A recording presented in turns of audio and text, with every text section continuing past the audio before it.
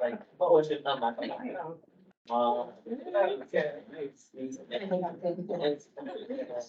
Oh, you got my friends. Like I have that in the month of That's nice. I like that. How you doing? Wonderful.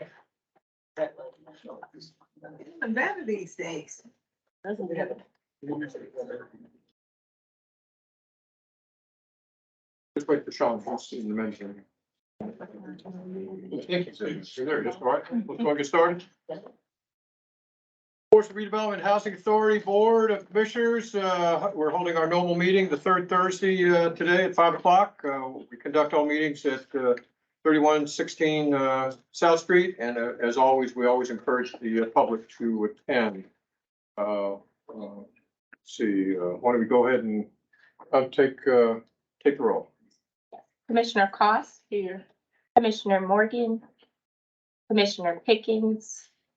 Commissioner Prince. Here. Commissioner Wright. Here. Vice Chair Wicks. Here. Chair LaLonde. Here. Again, I want to thank everybody for being here. We have had a great month, and you're going to hear Ed talk about it. We've had a very successful month financially. We've got some great ideas as we go into open session, closed session about some of the development ideas that we have. So I'm real excited about that. As far as concerns or things that are happening around the city, it is month, since I'm a military man, it is month of the military child. So if you happen to have folks that were in the military and have children, at least acknowledge the support that children give their families. It's also Child Abuse Awareness Month. You'll see the little pinwheels all over the region. You're seeing that. And I think it's a very timely thing since it is month of the military child, and some of the discussions that we're having about security and child taking care of our children. The city's going through a lot of conversations right now on the budget. I'm sure Councilman Tillage will talk about it. They've had several empowerment sessions, 3 empowerment sessions. I know I've attended 2 of them. They've had budget sessions. I know they've had their retreat. So as we all do, you know, as we have liaisons or discussions with these council folks, just realize that, hey, you know, we want to be in a position to help the city be successful. The only thing of concerns that I have right now is that we do have 15 openings here within PRHA. And as y'all know, hirings, you know, we can only do the job if we've got boots on the ground to do the job. So I'm looking at the backlog of maintenance. I don't know how they're keeping up. You know, the rents are being collected. Y'all are doing just outstanding, phenomenal work. But realize in the back of your head, we're down 15 people here at PRHA, and it ain't gonna get done if there's nobody to do it. So I would encourage all of us as commissioners to, you know, if you have someone who's thinking, you know, looks like we got a full range of jobs here. So just pass them to our HR person or Mr. Bland or Ms. Winston. All right. On that note, are we allowed to, Apply. no, to state that we have positions, to people we know? Is that not a conflict? So what was the question? Is it a conflict to let people know? No, Oh, no, it's no. it's no Okay, problem. I just want to make sure. And you have the positions listed, they're listed in the significant activities report, but it's the full range, IT to maintenance, to accounting to our development director. Right? Councilman Tillage, you're on, sir. Thank you. Good evening, everyone. What do I tell you this month? We just had our city council retreat. We concluded that last weekend. It was very informative, very positive. And so one thing that came out of the discussion was we are looking to bring PRHA and EDA and the council together for a work session meeting on a more frequent basis, probably every 3 months. Excellent. So for us to develop a more comprehensive plan for the city. Of course, you know, you can't do economic development without housing, you can't do housing without economic development. Also, it's budget season, so we have our next public hearing this Tuesday on the budget. And then we're scheduled to vote on the final budget on May the 9th. Other than that, don't think there's anything else. Preston. Pastor, thank you again. I can't say enough about you being here, sir, and not say enough. If you've had a chance to go to the council meetings or view any of the working sessions they have, it's become more collegiate, which is great. A lot more discussions there. It's, it's not that everything's perfect. Like y'all think I'm right, everything I say, I appreciate that, right? But, I think, I'm really looking forward to regular meetings as you'll see, even today, Councilman Fitch, we are doing just amazing things here. The staff is doing amazing things. And I can't say enough about what they do. All right, I'm gonna backtrack and, I've been told we need to take a vote, motion on the minutes for March the 16th. They were sent with your packet.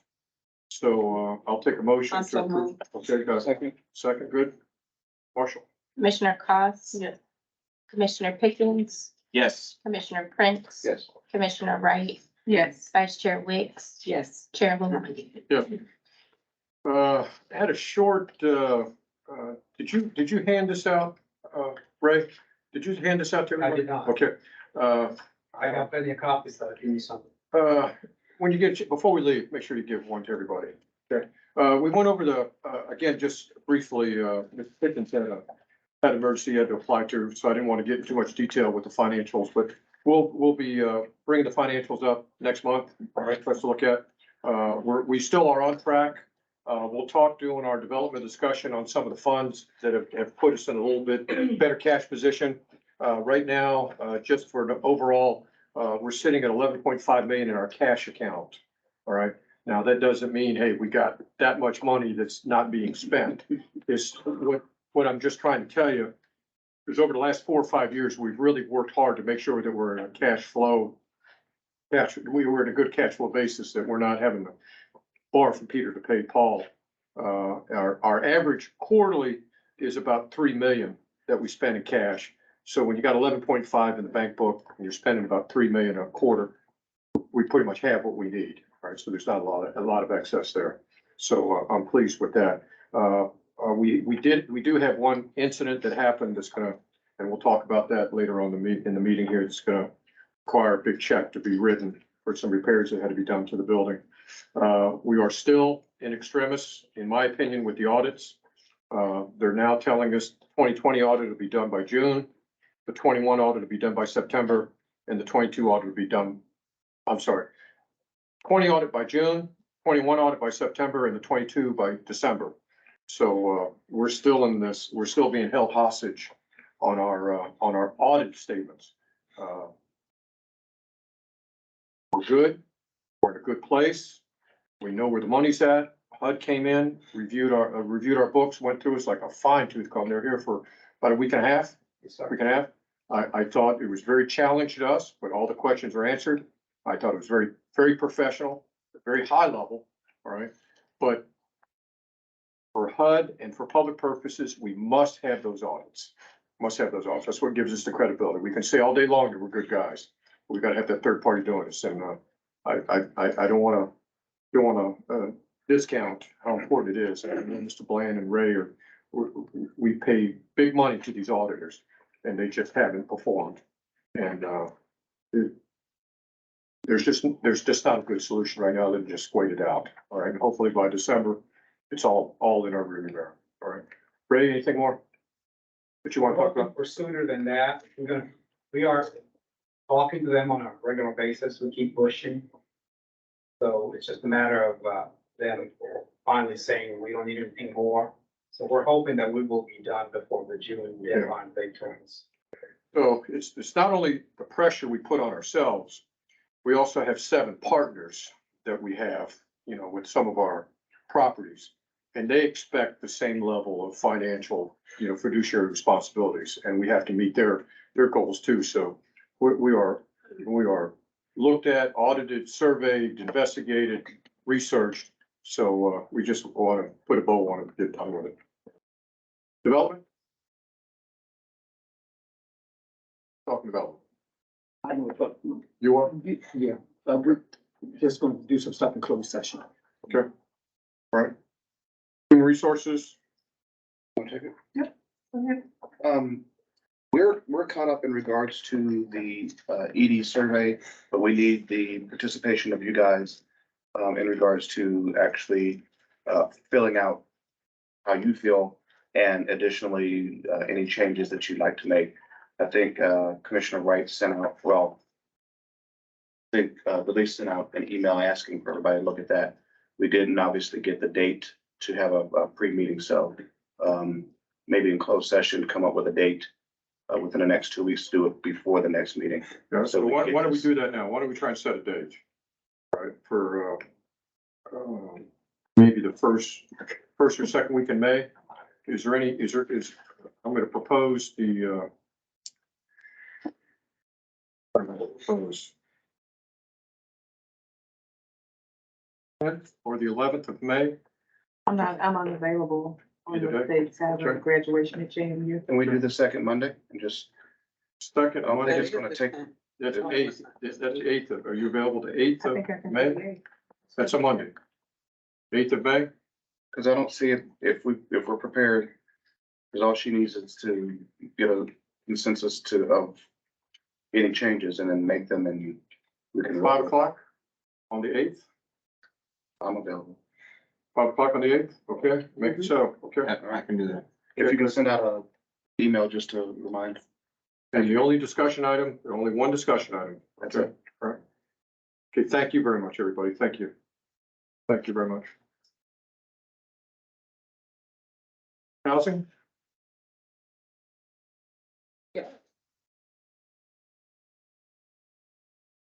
Okay, the Housing Choice Voucher Program staff have been working diligently to prepare for the implementation of the Move to Work voucher program. We anticipate going live on May 3rd, 2023. HUD research staff will be on site May 3rd and 4th, 2023, to assist the authority in this effort. We have less than 100 families remaining in Swanson homes, of which 7 for housing, and the remaining families are waiting to move into the PRHA housing. HCV occupancy will continue to assist Swanson home residents that have requested tenant protection vouchers. Staff previously met with the current Swanson home residents to discuss strategies for moving, resolving barriers, and clarifying the importance of completing their relocation process. Our goal is to have the remaining families relocated out of Swanson homes by the end of the summer. 4 kids received a grant from the city of Portsmouth. They will utilize a portion of these funds to provide security deposits for housing choice voucher holders. These funds will be available for the next 2 weeks. Staff is continuing to assist residents with delinquent rent and have filed 59 unlawful detainers in the month of March. The staff of Dale and Lexington Place held the Easter egg hunt on April 10th. And I have pictures. I'll pass money. Can we just buy Harper Towers? Just buy Harper Towers and put everybody in there. We're gonna cash by Harper Towers. That way we'll take care of the garage problem they're having over there too. so. People breaking the bars. Yeah. I don't know that we want to take on that. I don't know. if you We've got know, enough security issues. I don't know if you know, Councilman Stoops, we gave that garage to the city 2 years, we used to own that garage. And we gave it to the city, 2 years ago. No. Just. Yes, sir. But somehow that, no good deed goes unpunished, and we get calls every so often about why we're not maintaining our garage, so. Did it? That's it. Good, thank you very much. I have one question. For housing, you did unlock the containers, is that the first group of people y'all kind of just? That's what we just did last month. So we doing evictions yet? A few. But they're, the court dates are pushed so far out. You pushing them back? They continue and It's kind of rolling through, I'm surprised. Right, and just for everybody's knowledge, Carol Thomas is back with us, is on a consulting basis, Oh, good. working with housing. It was nice to have her back. Are you kidding me? Y'all didn't let her retire. Yes, ma'am, she retired. Yes, ma'am. Well, we called her back. We called her back. And also, Ray told me that Shannon's gonna be coming back to do some Wow. some work for us too. So it's, you know, when we lost Carol, we definitely lost a lot. And of Absolutely. course, Shannon's got some loose ends for us to do, so that's good. Hopefully, to help us finish those audits. Yeah. Let's jump to security. Is there a security report?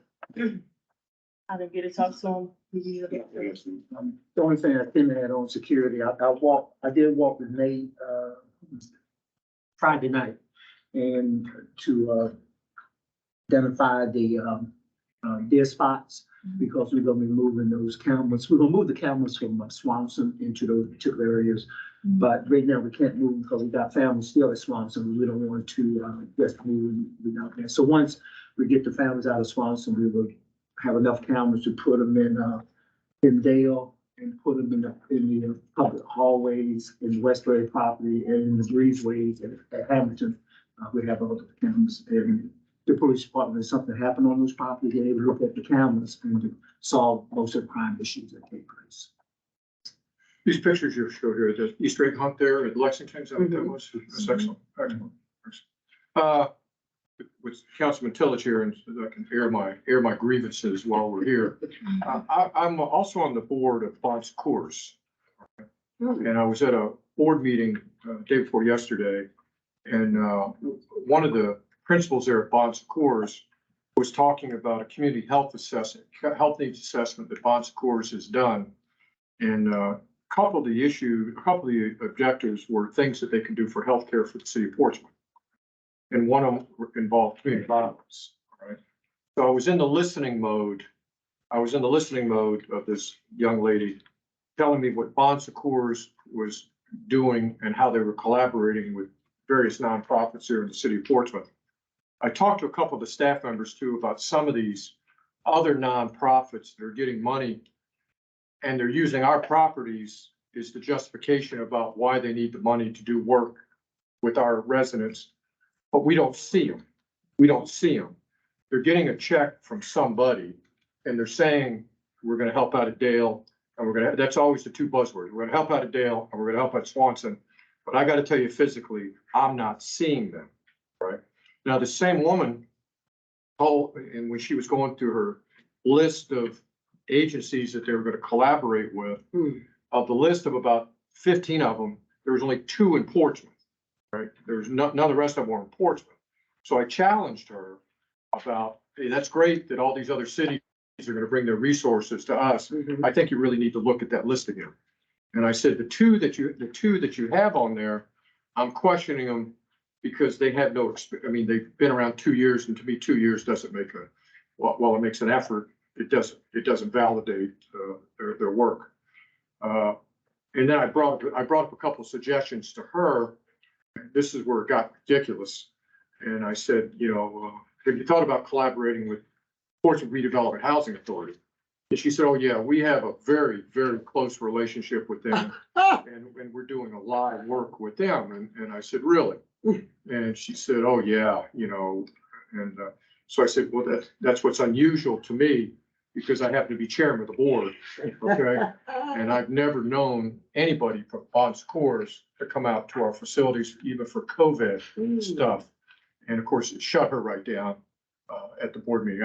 Did I mean to embarrass her? I meant to embarrass her. Very good. Okay, because people they just throw PRHA out like it's, hey, you know, it's you know, just an easy word to throw out there. And y'all work too hard.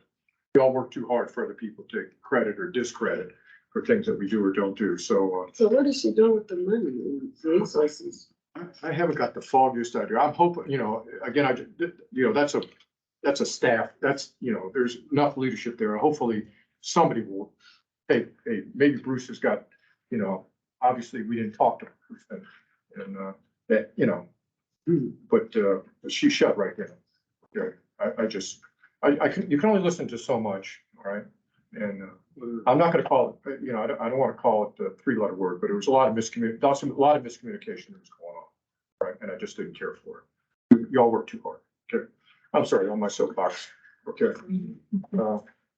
Ms. Bland, you're up.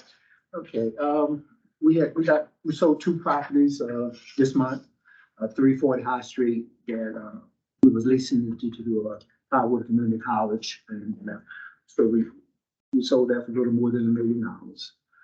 And then we also sold the land 4554 Victory Boulevard. That's the vacant land next to Lowe's. We sold that for a little more than roughly 900,000. So those two properties we get back on tax road. I think the property on Victory, I believe the buyer is looking to try to put a hotel there. And the one downtown, 340 High Street, I think they're looking at a restaurant and residential stuff upstairs. So they're all completely closed. Completely closed. So those are off our books.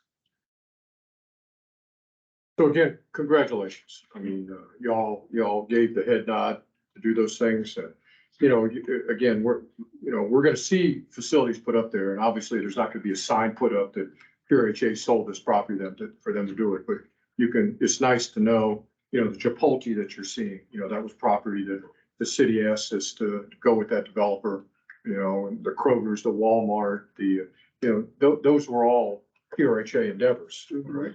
And I just want to, again, these last two, I know the one at Victory went very quickly, and without y'all's approval, we couldn't have done it. But again, we'll support that team, whatever they do. But I just want to say thank you very much for y'all staying, you know, on the edge of your seat and moving forward. Okay. Right, sir. Are you up, George? Good evening, everybody. I'm here with another different type of procurement action today. This is an emergency change order. And it was for the sewer main repair at this building here. The chairman referenced it a little earlier. We had received a quote I have put out a request for proposal for sewer main repair at this building, because we had an ongoing issue of our plumbing and sewer backups in this building, and which made us having to shut down the bathroom, particularly the woman's bathroom. And so we finally were able to get it repaired. And so the scope of work was to repair and replace the sewer main here in accordance with the city requirements. So we issued a purchase order to Comfort System, who had the lowest price when I put out my quote. Their cost was $55,900, which was about 21% below the next quote of $71,250. And I actually put this out a couple of times to get some competition. So Comfort System came and repaired the sewer main in accordance with the regs. So when city engineering inspected the completed work so it can be tied into the city sewer main, it was discovered that the city sewer main was below the required grade. I mean, it's old, it's been there a while. So whereas our repair was in accordance with current reg, theirs wasn't. And so it was going to cause a backward for things to drain back towards PRHA instead of connecting and going through the sewer system with the city main. So the city required PRHA to replace the existing city main and manhole cover to the street to correct this elevation issue and prevent the backflow. So we could get the city sign off on that sewer main repair. And the unforeseen additional work required an emergency change order because there was a huge trench on the side of our building going towards the street. And it was more than the original PO. The emergency change order was for $58,700. And the Virginia procurement regulations, as well as our procurement policy, requires any change order over $50,000 and over to come before our governing board to receive approval. So we had to have the work done to correct this issue, but we need to have an approval on of this change order.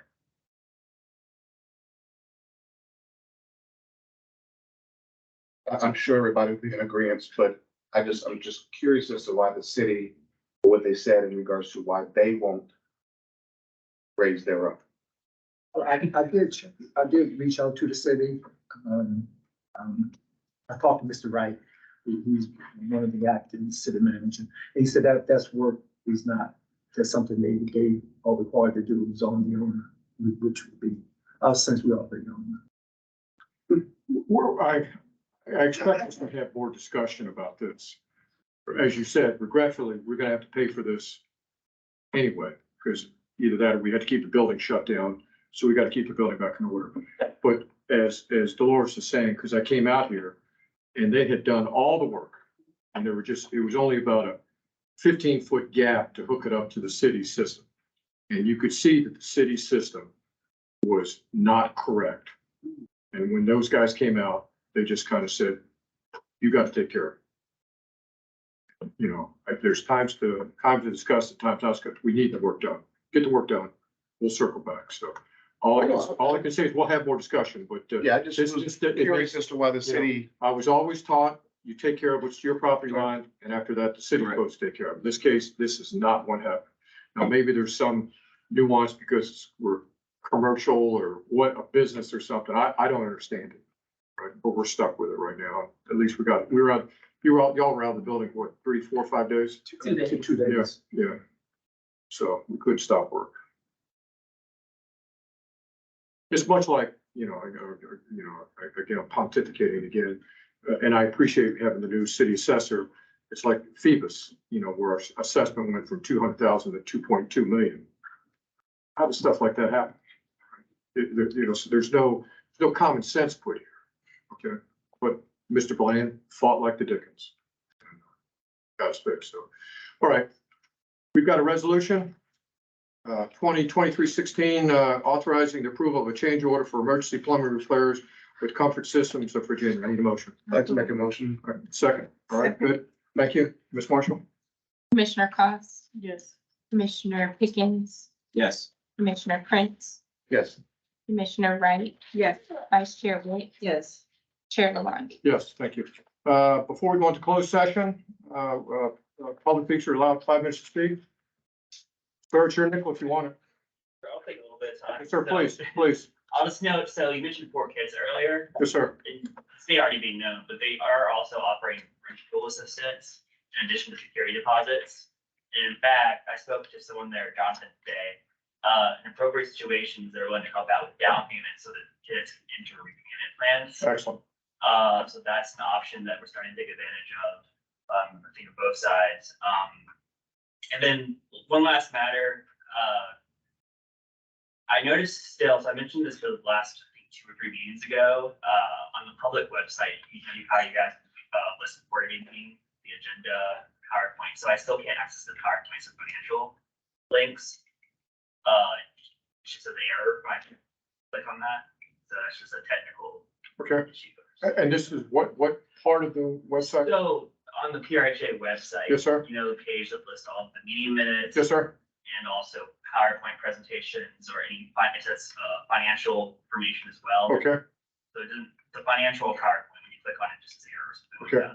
Okay. Are we loading it on there? And that may be it. I don't think we're loading it on there, but we'll make sure. Maybe that there's nothing there, but it has a hyperlink. I don't think there's anything there. There should, if we're talking it here, it should be there, right? But we'll look at that. Here, thank you. Thank you. Is the calendar on there? Is your calendar on there? On the resident section. Yes, ma'am, it is on there. Because there was some discussion a couple months ago that it wasn't on there. Yeah. Okay, all right. I know it's sent out every month, so it should, Okay, I'll double check. it's sent out every month, hard copy, but is it online? I have to check because I know it used to be in our resident section, but I'll double check. Yes, ma'am. That's just since the one. Yes, ma'am, I understand not having IT and we're in that transition. Have y'all set the scholarship meeting yet? We have not because we did not have, scholarship applicants this No, year. No. For the we first have time money, in we have money, don't have 12 people to give it away to. years. We had limited funds, but we had enough for 1 or 2 scholarships. And You know, I have the same problem with Safety Town. I've got $25,000 in Safety Town and I can't give it away. All right. Well, So, where is it posted? word of mouth. Word of mouth. What is it? Where is it posted online? It's anything, we're giving away $500 up to $1,000. We're giving away up to $1,000 for safety needs. If somebody has we want more for a group or a church, right? And I'm sorry to be off topic. We've given $1,000 to Craddock Baptist to replace their locks, $1,000 to West Haven Baptist for their karate for kids. We've given $1,000 to Portsmouth Catholic for their safety patrol program. The skateboard shop in Craddock when they had their pipes burst, you know, since they do safety training on skateboards for kids, we've given them money. I know. We bought some basketball hoops and basketballs that Val has told me not to put them out in housing because it causes too much problem, right? But I guess I'll give you all the same challenge. If you had $500 or $1,000 in your back pocket and you've got an organization that has a need for safety or security, please let me know and we'll write the check from Safety Town. Okay. I don't want anything to do with it. All right. No other speakers. We're into closed session, so I need to read that resolution then. Okay.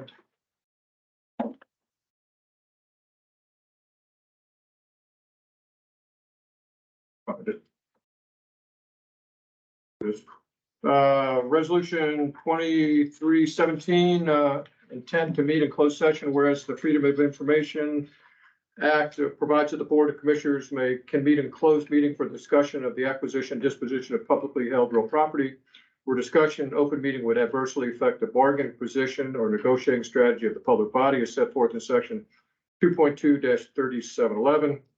The matters for discussion are the disposition and acquisition of real properties located in Churchland, Friends Park, Port Norfolk, and Sugar Hill. Now therefore be it resolved that in compliance with the Virginia of Information Act, the above referenced section of the Virginia Code, the Board of Commissioners shall reconvene in a closed meeting on today, April 20th, for discussion of the disposition and acquisition of public held property. In accordance with Virginia Code 2.2-37. Ms. Marshall, I need a vote. I need a motion. Make a motion. Thank you. Second. Thank you, Ms. Cost. Commissioner Cost, Yes. Commissioner Pickens, Yes. Commissioner Prince. Yes. Commissioner Wright, Yes. Vice Chair Wicks. Yes. Chair Lalonde. Yes, we're in closed session. Thank you. And again, pick up meals after or eat after, all right? I'm just gonna move on. Judge is gonna get me all upset if we eat during this meal. I'm excited about what we're gonna talk about here. Very excited. Very, very excited.